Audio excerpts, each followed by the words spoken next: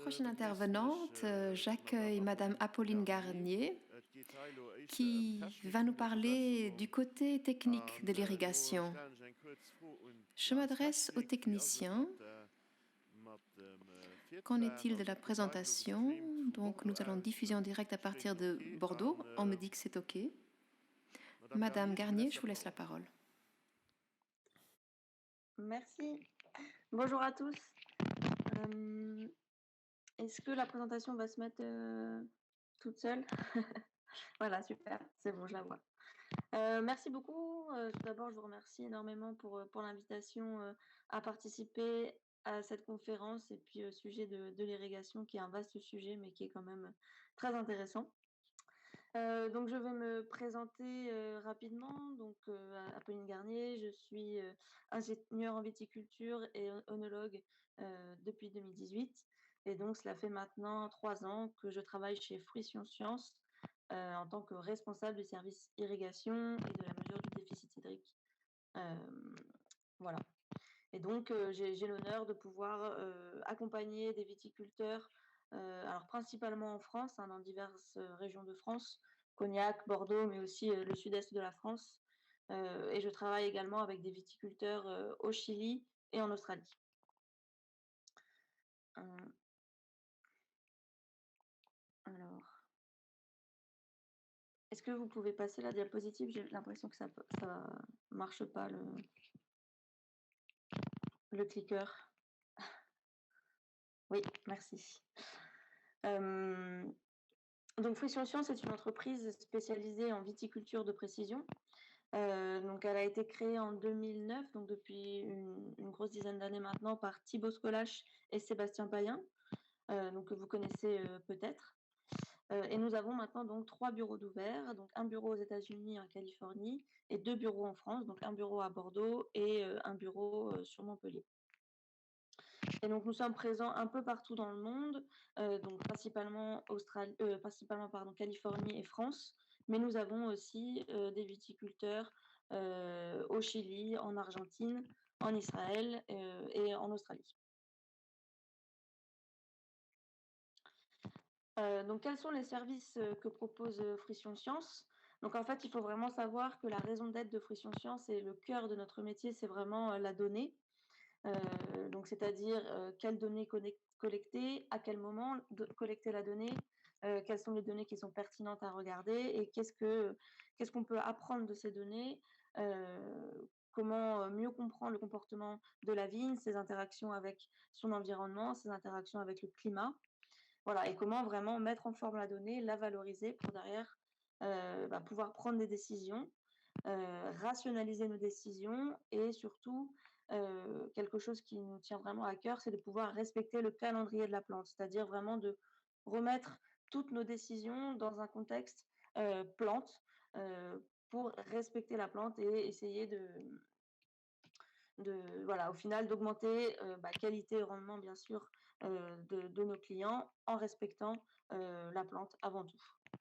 Voilà, donc fort de ces 10 années d'expérience et de notre expertise que nous avons réussi à déployer un peu partout dans le monde, en fait, nous avons abouti à mettre en place véritablement une méthode d'analyse de la donnée permettant de décrypter le millésime. C'est-à-dire qu'on a vraiment mis en place un cadre analytique spécifique qui permet, pour chaque période du millésime, de savoir quels indicateurs sont pertinents à regarder et comment s'en servir directement en temps réel pour moduler nos pratiques et nos interventions au vignoble.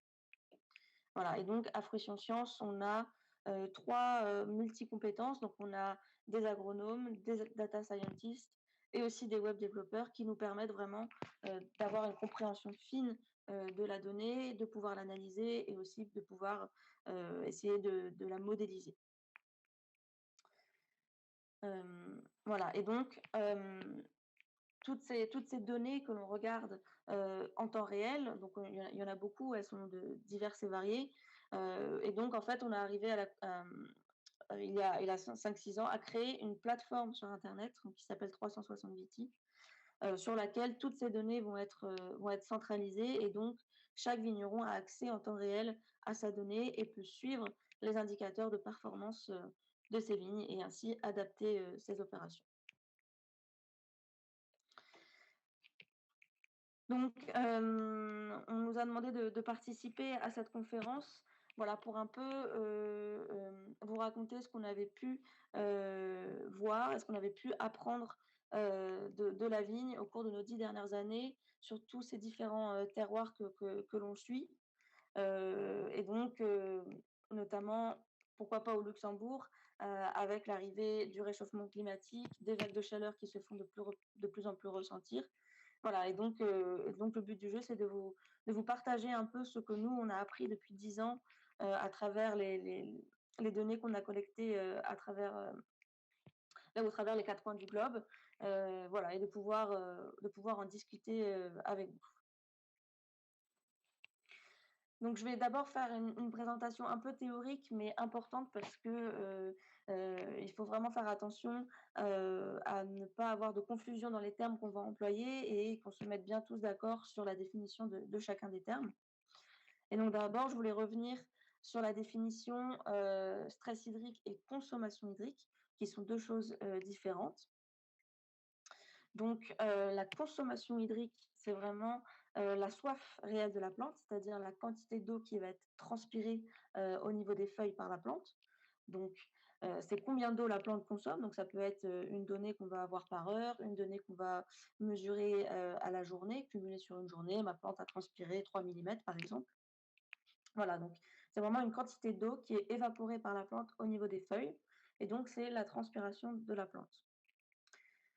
Le déficit hydrique, ça va être le rapport entre la transpiration réelle de ma plante, c'est-à-dire sa consommation hydrique à la journée, par rapport à sa transpiration potentielle, c'est-à-dire la transpiration maximale qu'elle devrait avoir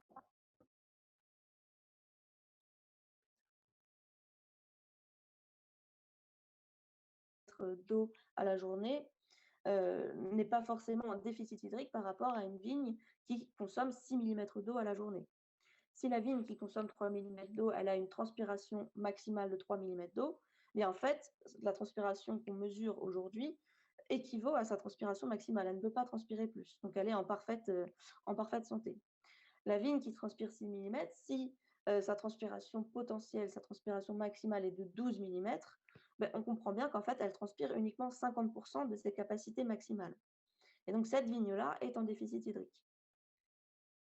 Voilà. Et en fait, on parle de stress hydrique. Le stress hydrique, c'est en fait un niveau de déficit hydrique qui est atteint, un niveau de déficit hydrique seuil qui est atteint et qui est suffisamment important pour avoir des conséquences sur les performances de la plante.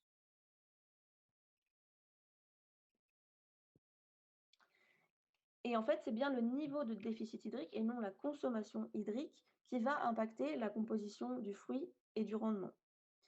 Par exemple, la vigne qui transpire 3 millimètres et qui est en confort hydrique tout le long de la saison, elle va sûrement avoir un rendement supérieur, des baies plus grosses que l'autre vigne que j'ai pris dans mon exemple qui transpire 6 millimètres au lieu d'en transpirer 12 et qui est en déficit hydrique tout au long de la saison. Peut-être qu'elle va mettre en place des baies plus petites, mais des baies qui seront sûrement plus concentrées, avec des précurseurs phénoliques plus importants, etc. Et donc, on voit bien que tout l'enjeu ici, ça va être d'adapter le niveau de déficit hydrique en fonction des objectifs de production que l'on recherche. La deuxième distinction qu'il est important de faire, c'est de distinguer la chaleur de la sécheresse. Alors, la chaleur, quand on parle de chaleur, en fait, on parle des conditions de l'air, d'accord? Donc, ce sont les conditions atmosphériques. Et lorsque on est en vague de chaleur, en fait, c'est qu'on a un air chaud et un air sec qui arrivent. Et ces deux composantes qui sont donc la température et l'humidité relative, en fait, elles peuvent être combinées dans un paramètre climatique qu'on appelle le déficit en vapeur d'eau ou le VPD.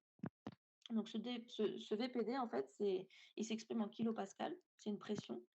Et en fait, il représente la pression qu'il faut apporter à un volume d'air pour faire sortir la première goutte d'eau. Donc, en fait, plus mon air est chaud et sec, et plus je vais devoir apporter une pression importante pour faire se vaporiser la première gouttelette d'eau.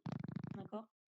Lorsque ma vigne est soumise à un coup de chaleur, à une vague de chaleur, Donc la demande en eau de l'atmosphère augmente, est plus importante. Et donc en réponse à cette augmentation, ma vigne va augmenter sa consommation hydrique. Donc je devrais mesurer une transpiration plus importante. Et lorsque l'on parle de sécheresse, on parle bien des conditions du sol. D'accord. Et donc on parle de sécheresse du sol lorsque la quantité d'eau au niveau du sol est déficitaire. Donc la chaleur peut, elle, induire un stress euh, thermique, tandis que la sécheresse induira, elle, un stress hydrique. Un stress thermique peut très bien être observé en l'absence de stress hydrique, c'est-à-dire que ma vigne peut avoir toute l'eau du monde à disposition. Si on a vraiment une atmosphère qui ressemble à un four, hein, très, très chaude et très sec, elle va pouvoir expérimenter un stress thermique et présenter des symptômes de stress thermique, c'est-à-dire brûlure des feuilles, brûlure des organes, des défoliations, etc., mais qui ne seront complètement indépendantes du fait qu'elle a de l'eau ou non dans son réservoir. Et bien entendu, on peut aussi avoir les deux effets combinés, et dans ces cas-là, lorsqu'on a un stress hydrique, ça va encore plus exacerber les effets du stress thermique. Et lorsqu'on parle d'irrigation, on parle bien d'apporter de l'eau au sol, c'est-à-dire de répondre à un besoin de sécheresse du sol. Et donc, c'est là où on voit que c'est vraiment indispensable d'être capable de distinguer le stress hydrique d'un stress thermique pour apporter de l'eau au sol quand il y en a vraiment besoin.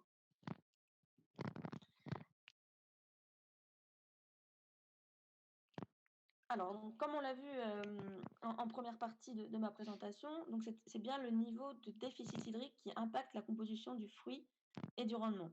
Et l'irrigation permet d'agir directement sur le niveau de déficit hydrique expérimenté par la vigne. C'est donc important de pouvoir le mesurer pour pouvoir irriguer en fonction des objectifs de production que l'on recherche. Donc, irriguer en fonction des objectifs de production que l'on recherche, ça veut dire irriguer au bon moment pour ne pas atteindre des niveaux de déficit hydrique trop importants, mais aussi être capable d'apporter le bon volume d'eau.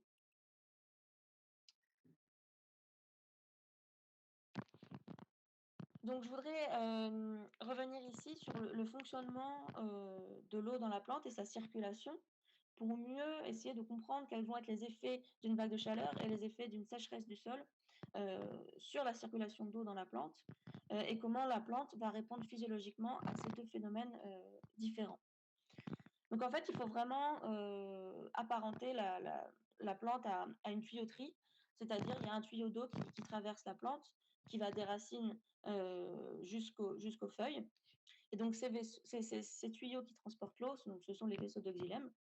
Et donc il y a une colonne d'eau ininterrompue entre les racines, la plante et l'atmosphère.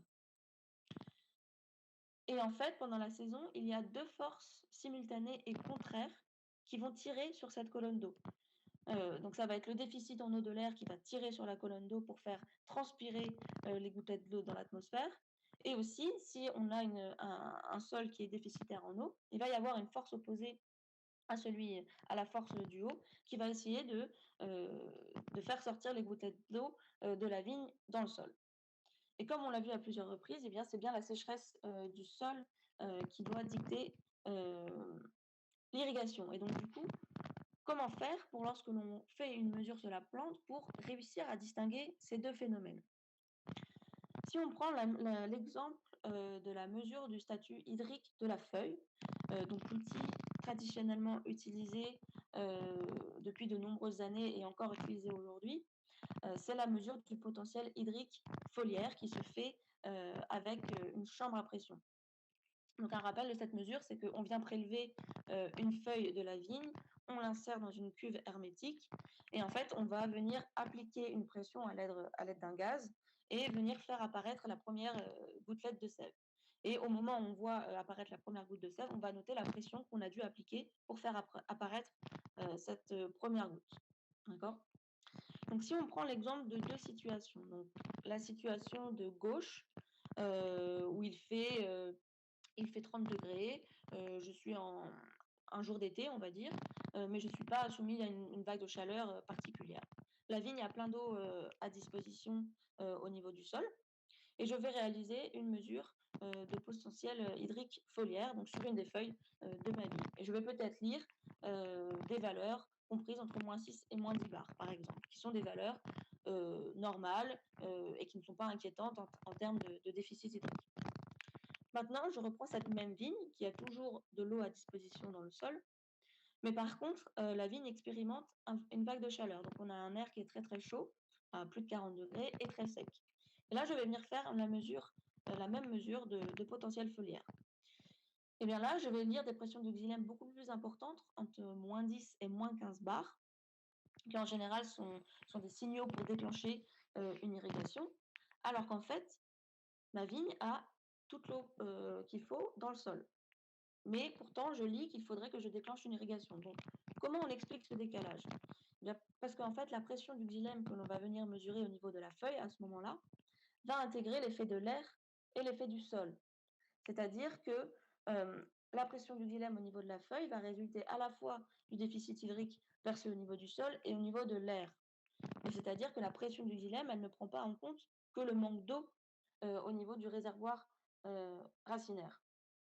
Et donc, du coup, sur l'exemple de droite, on a un déficit en eau atmosphérique perçu par la plante qui est très important parce qu'on est dans un jour de vague de chaleur. Et donc, ça va en fait, en quelque sorte, fausser la lecture de la valeur du potentiel hydrique puisque la feuille sera beaucoup plus soumise aux conditions de l'atmosphère qu'aux conditions du sol. Voilà, donc la première conclusion à laquelle je voulais arriver, c'était que la pression du xylème au niveau de la feuille intègre l'effet de la teneur en eau du sol et de l'air. Et donc que les effets de la sécheresse du sol ne sont pas séparés des effets de coup de chaleur. Et donc là, bah, ça devient problématique pour piloter l'irrigation puisque on a bien vu que c'était le sol qui devait déclencher le besoin en irrigation. Première conclusion. Et la deuxième conclusion, c'est aussi que la mesure du potentiel foliaire un jour de vague de chaleur va pouvoir entraîner des surirrigations parce que va pouvoir indiquer que la vigne est en déficit hydrique alors qu'en fait, elle ne l'est pas. En cas de vague de chaleur, il peut se passer aussi un deuxième phénomène à l'intérieur de la plante. Donc si je reviens sur la plante qui est traversée par la colonne d'eau, hein, entre racines, plantes et feuilles, eh bien, en cas de vague de chaleur, la force qui va tirer sur la colonne d'eau au niveau de l'atmosphère va pouvoir être tellement importante, en fait, que cette colonne d'eau va pouvoir se rompre, va pouvoir casser à l'intérieur de la plante. Donc c'est lorsqu'il y a des bulles d'air qui apparaissent à l'intérieur des vaisseaux. C'est ce qu'on appelle le phénomène d'embolie. Et une fois que la colonne d'eau est rompue, eh bien, le vaisseau est rempli d'air et ne sert plus à faire circuler de l'eau. Et il faut savoir que ce phénomène de cavitation, il est irréversible jusqu'à la fin de la saison. Donc même si je viens irriguer derrière, mon vaisseau ne va pas se remplir d'eau de nouveau. D'accord. Et donc il y a une étude qui a été publiée donc, où ils ont mesuré les potentiels hydriques pétiolaires sur du Cabernet Sauvignon. C'est ce qu'on voit ici. Et en fait, pour des pressions déjà de l'ordre de moins de 12 bars, on mesure déjà que quasiment 50% des vaisseaux de la feuille ont cavité, ce qui est énorme. Donc, ça veut dire que petit à petit, au fur et à mesure dans la saison qu'il va y avoir des vagues de chaleur, de plus en plus de vaisseaux de feuilles vont se déconnecter un par un du reste de la plante et vont caviter. Et donc, une fois qu'une feuille est totalement coupée du reste de la plante, on se rend bien compte, bah, elle circule, il n'y a plus du tout d'eau qui circule à l'intérieur de cette feuille, donc elle se dessèche et elle meurt. Et ça entraîne derrière des défoliations euh, que vous avez sûrement pu observer. En fait, ce qui se passe, c'est qu'en cas de vague de chaleur, les feuilles vont vraiment agir comme des fusibles. En fait, si on fait une analogie électrique, euh, la tension, la force qui tire sur la colonne d'eau est trop importante et donc du coup, la plante va préférer sacrifier ses feuilles une par une pour préserver ses autres organes de cette cavitation qui, je le rappelle, est irréversible jusqu'à la fin de la saison. Voilà, donc heureusement, les vignes sont bien fichues, entre guillemets, et donc c'est le principe de la segmentation hydraulique où on va préférer faire caviter les feuilles pour protéger les autres organes. Donc même si on a déclenché une irrigation et même s'il y avait déjà une teneur importante dans le sol, si la vague de chaleur et si les conditions atmosphériques sont trop importantes, la feuille peut disjoncter du reste de la plante, peu importe la quantité d'eau dans le sol.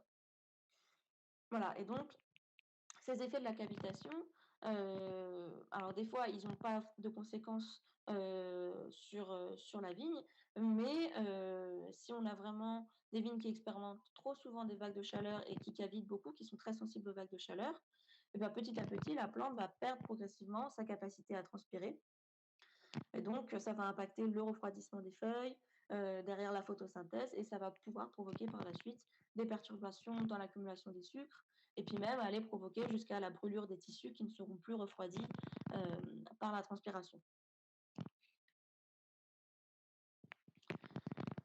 Donc comment on peut distinguer l'effet de l'atmosphère de celui du sol et être sûr, de ce que l'on mesure et être sûr de pouvoir apporter de l'eau quand la plante en a réellement besoin et de ne pas avoir ces 2 effets un peu, qui se superposent.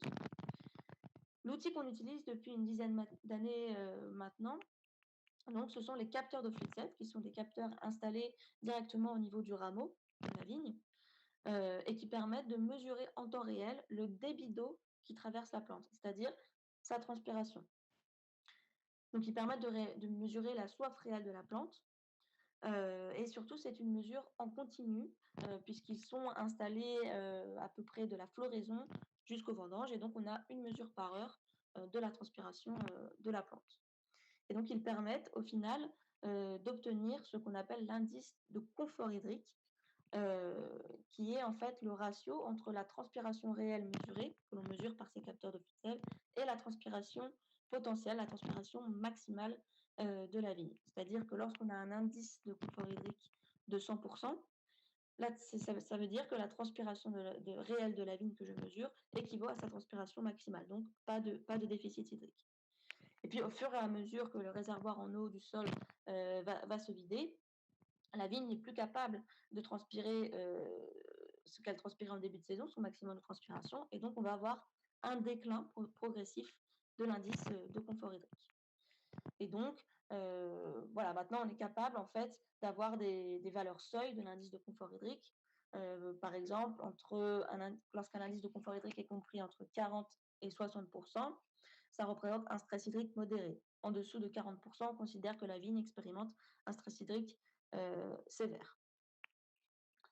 Voilà, et donc ensuite, tout l'enjeu va être vraiment de pouvoir venir piloter son irrigation avec ces indices de confort hydrique et d'adapter ces seuils en fonction des objectifs de production. Et donc l'indice de confort hydrique permet réellement d'analyser les effets de la sécheresse sur les besoins en eau sans les confondre avec ces effets coup de chaleur qu'on a vu plus tôt. Donc voilà pour la partie un peu plus théorique. Pour la partie un peu plus pratique maintenant, voilà, je voulais parler un peu des bonnes pratiques d'irrigation à adopter et d'où on a pu mesurer les effets et les conséquences depuis une dizaine d'années maintenant. Et donc, ce qu'il faut savoir aussi, ce qui est intéressant, c'est que comme on a pu aller déjà suivre des profils hydriques de vignes en Californie, au Chili, en Australie, on a déjà une idée de comment la vigne réagit aux vagues de chaleur, comment elle se comporte et comment on peut être capable, nous, derrière, de l'aider à surmonter ces vagues de chaleur, surmonter ces épisodes de sécheresse et comment on peut adapter nos pratiques. Et donc, c'est vrai que maintenant, on voit émerger de plus en plus en France et aussi au Luxembourg maintenant, des épisodes de coups de chaleur, des sécheresses qui sont de plus en plus longues et de plus en plus importantes.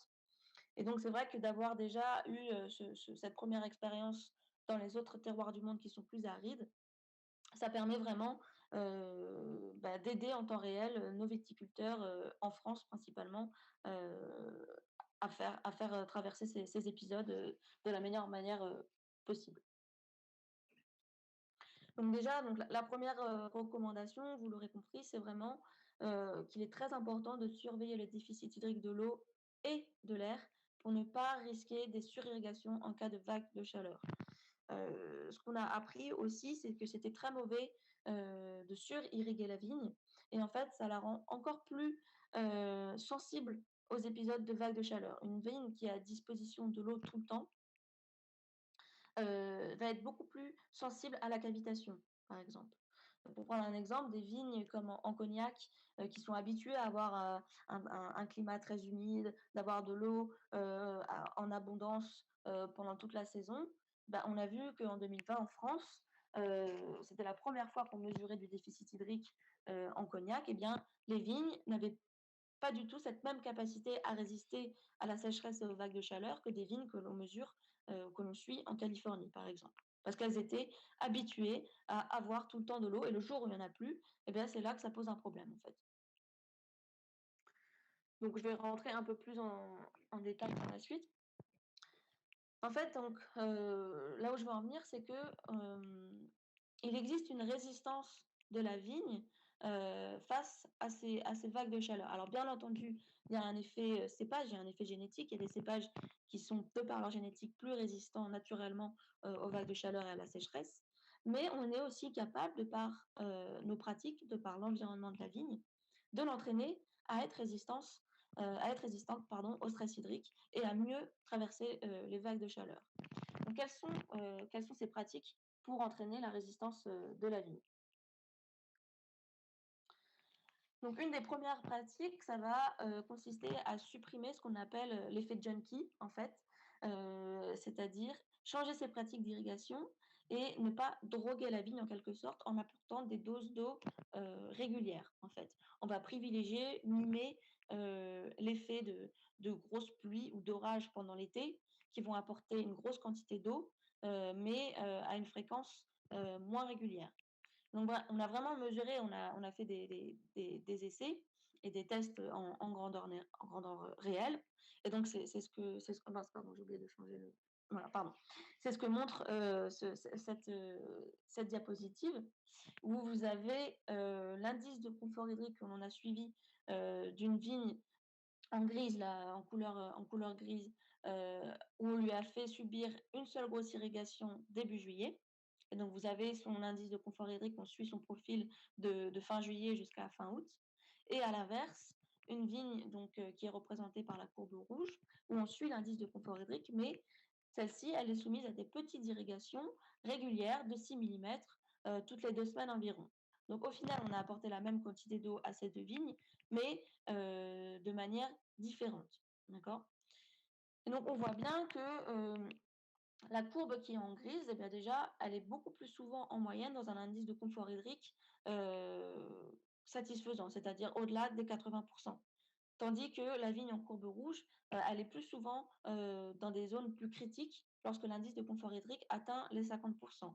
Et on voit même qu'arrivé à la fin de la saison, euh, petit à petit, la courbe rouge, elle n'est plus capable de revenir à des indices de confort hydrique de l'ordre de 100%. Et donc la plante perd petit à petit la capacité à transpirer.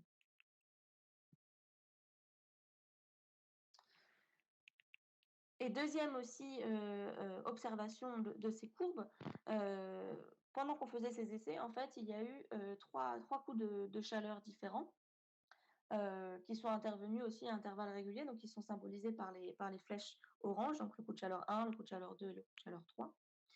Eh bien, on se rend compte en fait que les coups de chaleur sont plus dommageables sur la vigne qui est irriguée le plus souvent, parce qu'elle va être moins apte à transpirer et donc moins apte à répondre à ces vagues de chaleur. Et à chaque fois que les coups de chaleur se produisent, ils se produisent à un moment où la vigne expérimente un stress hydrique. Et donc là, en fait, on va avoir les deux effets, stress hydrique et stress thermique, qui se combinent en même temps. Et ça, ça a beaucoup plus de conséquences négatives sur le fonctionnement de la plante. Voilà, donc la première préconisation vraiment, c'est de changer ses réflexes d'irrigation, essayer d'irriguer le moins souvent en apportant des plus gros volumes, pardon, et aussi de retarder au maximum la première irrigation. Et en fait, ce qui va se passer, c'est que la plante va même modifier l'architecture de ses vaisseaux. C'est-à-dire que si une plante se développe en ayant énormément d'eau à disposition, elle va mettre en place des gros vaisseaux de xylème avec un diamètre conséquent. Alors que si la plante se développe en étant déjà un peu contrainte dans, dans l'eau dont elle a à disposition, elle va mettre en place des diamètres de vaisseaux plus petits. Et en fait, plus les diamètres de vaisseaux sont importants et plus ils sont sensibles à la cavitation. Parce que plus l'apparition de bulles d'air à l'intérieur de ces vaisseaux va être facile. Donc à l'intérieur même voilà, de l'architecture, la plante est capable de modifier et de s'adapter pour être plus résistante. Et c'est aussi pour ça qu'on préconise de retarder au maximum la première irrigation. Et donc, Donc j'ai beaucoup parlé de l'irrigation pour se prémunir contre les stress hydriques. Mais que faire pour essayer de se protéger des stress thermiques qui en fait sont aussi tout dommageables au niveau de la plante. Et donc, pour rappel, la vague de chaleur, c'est un air chaud et un air très sec.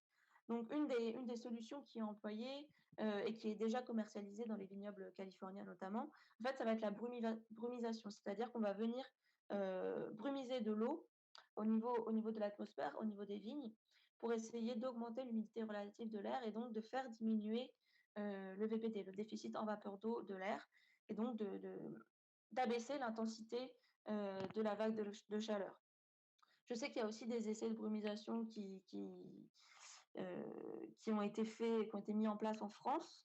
Bon, le principal problème pour l'instant, c'est que ça apporte énormément d'humidité, notamment sur les feuilles, et donc du coup, c'est la gestion des maladies qui est rendue un peu plus compliquée avec cette solution. Mais ça montre quand même ça a des bons résultats.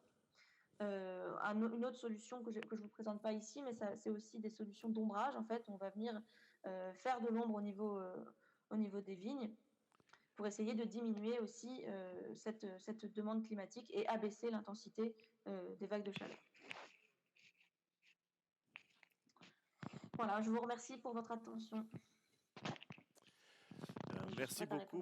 Merci beaucoup pour la présentation. Il y a des questions. Deux questions. Je peux y aller. Donc, la première question, c'est quelles mesures sont appliquées quand le sol n'a pas une structure homogène?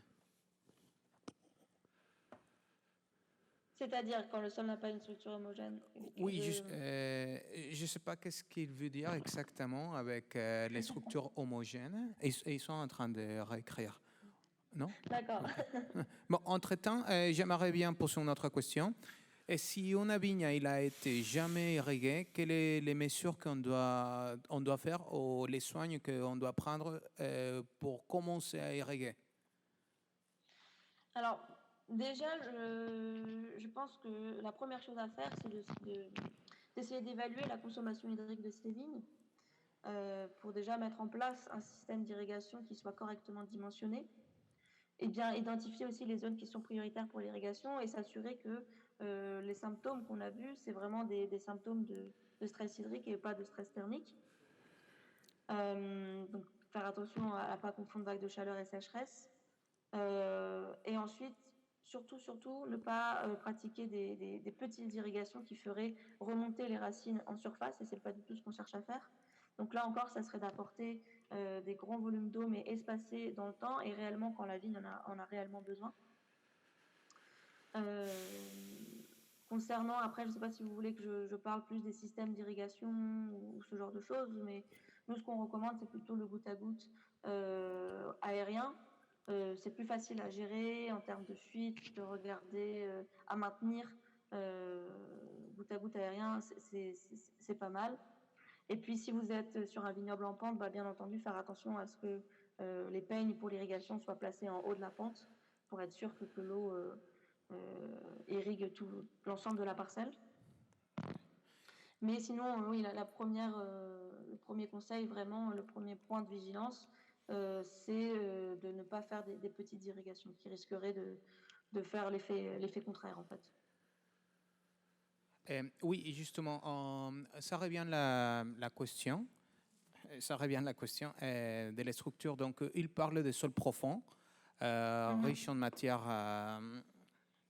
avec des endroits un peu pauvres. Ça veut dire qu'il y en a des endroits qui vont être riches en matière organique et des autres où il manquera justement de matière organique. Comment est-ce qu'on doit aborder cette différence structurelle des sols? Oui. Sur l'irrigation, ça veut dire sur une même parcelle, on a une grosse différence, il y en a un changement des sols.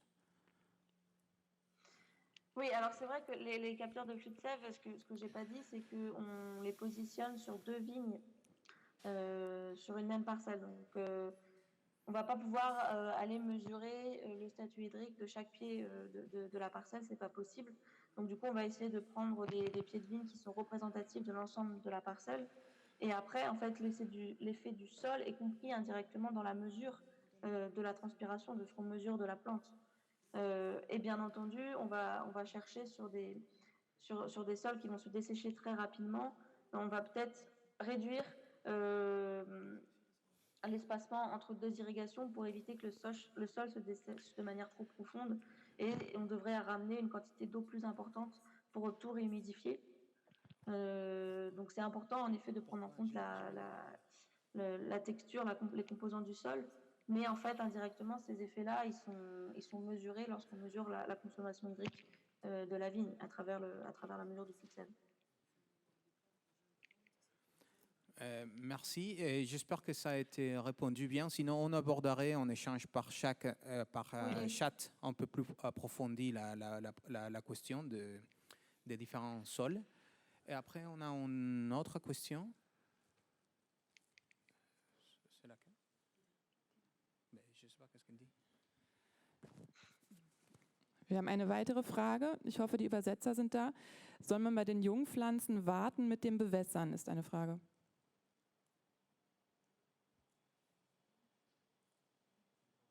Il faut attendre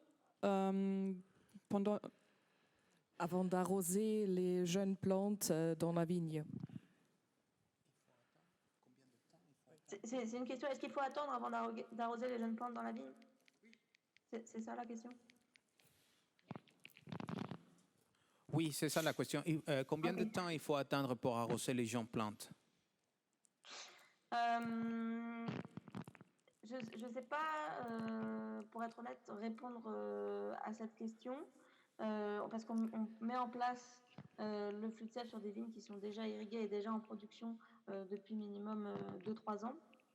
Ce qui est sûr, c'est que les jeunes plantes ont quand même besoin d'eau pour s'implanter, mais encore une fois, ne pas surirriguer pour être sûr qu'on a un développement des racines en profondeur et non pas en surface, quoi, en horizon superficielle.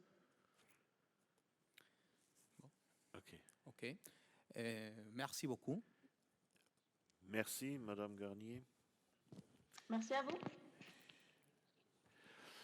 Voilà, anlo eine kleine Pause für 5 Minuten und dafür wir weiter 11:30. Merci.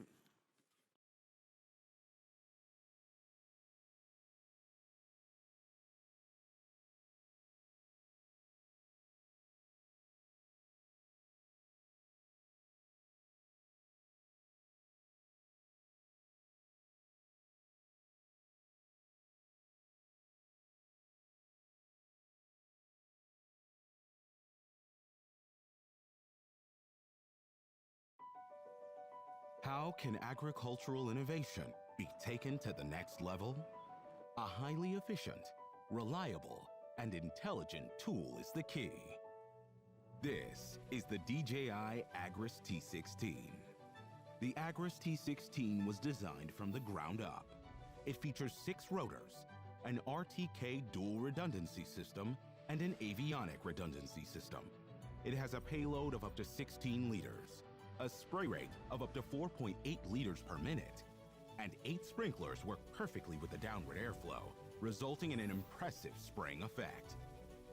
It has a spray width of 6.5 meters, which can cover an area of 10 hectares per hour. The multi-aircraft control mode functions with the FPV camera as well as an HD video transmission system with a range of up to 3 kilometers, ensuring flight safety and boosting spraying efficiency. Thanks to the all-new modular design of the T16, both the spray tank and batteries are easily swappable, which significantly improves operational efficiency. Its core module has a rating of IP67, making it easy for maintenance. The foldable aircraft arms are convenient for storage and transportation. A new battery management system and a 2600-watt 4-channel intelligent battery charger increase charging cycles by 100%. When flying in complex farmland environments, the onboard DBF imaging radar empowers the aircraft to fly over varying terrain intelligently. When encountering an obstacle, the T-16 detects the obstacle's orientation and the distance to it, automatically planning a flight path to circumvent the obstacle. Pilots can view the live video feed and adjusted route on their remote controller. After circumventing the obstacle, the T-16 will automatically resume spraying. To target unevenly distributed fruit trees and varying heights, the T-16 comes equipped with intelligent solutions. With the Phantom 4 RTK, users can perform centimeter-level scanning of the orchard. Then, DJI Terra conducts 3D mapping of the scanned area. With its AI technology, Terra can also generate 3D flight paths for more efficient planning. With the help of the RTK centimeter-level positioning system, the T-16 is capable of flying precisely along flight paths while accurately adjusting its spray rate according to tree distribution, reducing the pesticide dosage. The DJI Agris T-16 delivers more efficient, reliable, and intelligent solutions, pushing the boundaries of crop protection.